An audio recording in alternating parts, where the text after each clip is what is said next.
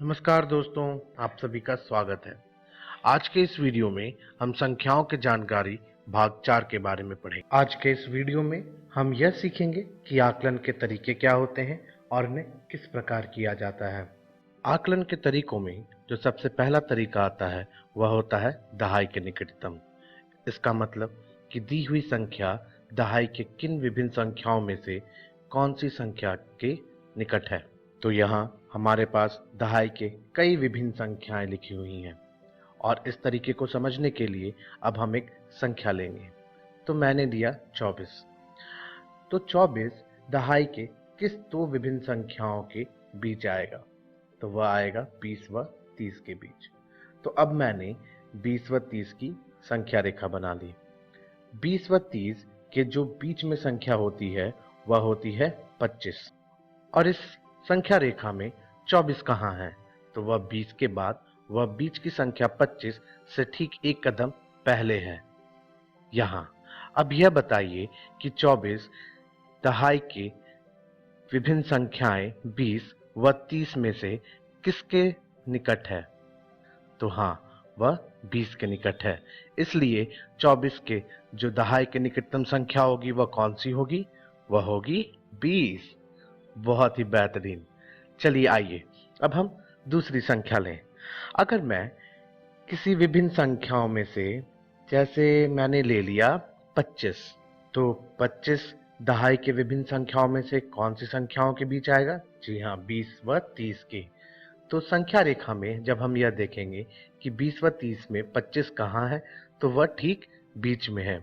इसका मतलब कि 25, 20 व 30 दोनों से सामान्य दूरी पर है। ऐसे स्थिति में दी हुई संख्या दहाई के विभिन्न संख्याओं में से किस संख्या के निकट होगी?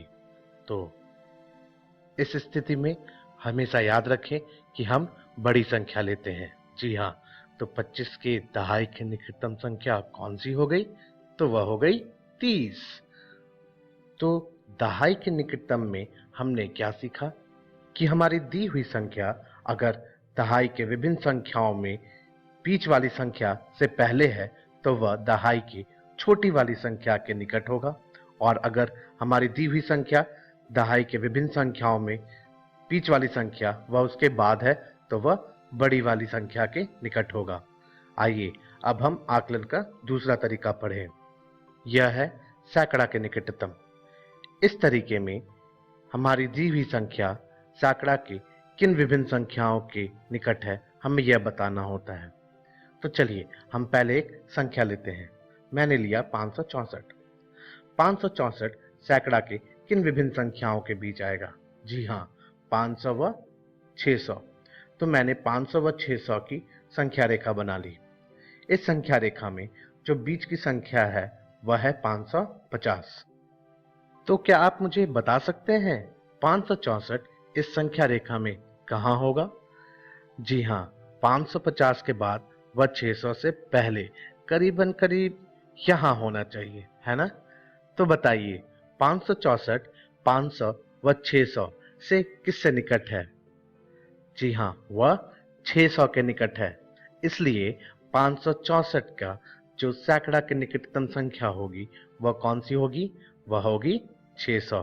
तो इसी प्रकार हम यह कह सकते हैं कि अगर हमारी दी हुई संख्या सैकड़ा के विभिन्न संख्याओं में बीच वाली संख्या से पहले है तो वह छोटी वाली संख्या के निकट होगी, और अगर हमारी दी हुई संख्या बीच वाली संख्या एवं उसके बाद वाली संख्या हो तो वह फिर सैकड़ा की बड़ी वाली संख्या होगी। आइए अब हम आकलन का अगला तरीका पढ़ें। यह तरीका हजार के निकटतम संख्या निकालना है। इसके लिए पहले हम हजार के विभिन्न संख्याएं लिख लेंगे। तो यह हो गए 0, 1000, 2000, 3000, 4000, 5000, 6000। इसी तरीके से आगे सारे हजार की संख्याएं लिख लेंगे।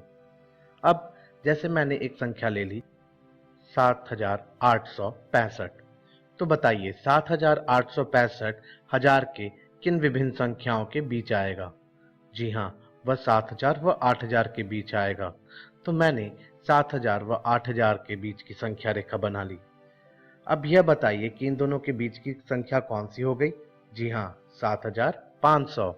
और 7865 इस संख्या रेखा में कहाँ मिलेगा? जी हाँ, वह करीबन करीब 7800 के बाद और 7900 के पहले मिलेगा, है ना? तो बताइए कि 7865 7000 के इन दो विभिन्न संख्याओं में से किसके नजदीक है?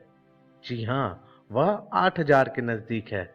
इसलिए 7865 के जो हजार के निकटतम संख्या होगी वह होगी 8000।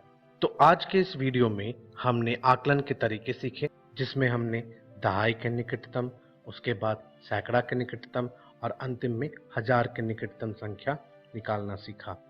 अब अगली वीडियो में हम सबसे पहले यह सीखेंगे कि हम आकलन का प्रयोग कब, कहाँ और कैसे करते हैं। अंतिम में उसमें हम यह भी सीखेंगे कि कोष्ठक क्या होता है और उसे हम कैसे उपयोग में ला सकते हैं। तो अब हम अगली वीडियो में मिलेंगे।